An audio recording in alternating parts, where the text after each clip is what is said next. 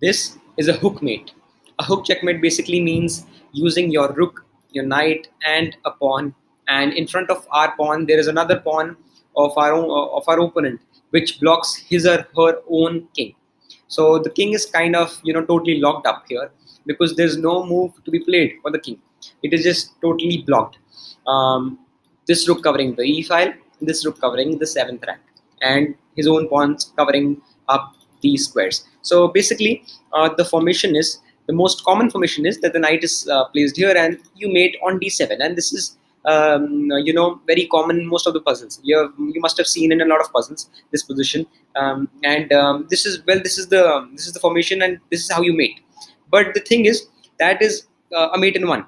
Here you have three moves for it because you can't do it directly. I mean, if you play knight c5, you lose the rook as the knight is pinned to the rook. And if you try to move your rook first, then you lose your knight directly. So you have to find a technique or a sacrifice or something of that sort, which helps you build that position here, and then you can continue with the checkmate. So try to spot that idea while I give you a couple of seconds. So yes, it is a sacrifice, and it is a rook sacrifice because we have a rook and a knight there and a pawn, which are enough to checkmate the king. If we are able to get the king in that particular position. But for that, to get the king in that particular scenario, we sacrifice a rook, the other one, and force the king to take it because there is no other move for the king. Then I play knight c5, again forcing the king to come back. And now, as I gave a check by the knight, my knight has, placed has been placed on c5 now, so I can checkmate on d7 simply.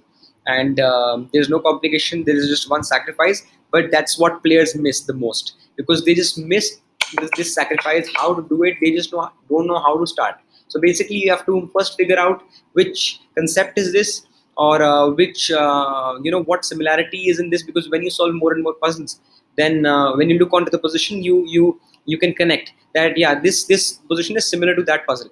So, and then you practice, and then you imagine or visualize that, yes, I can sacrifice this rook and somehow force the king to come here and get my knight there, and then you mate it.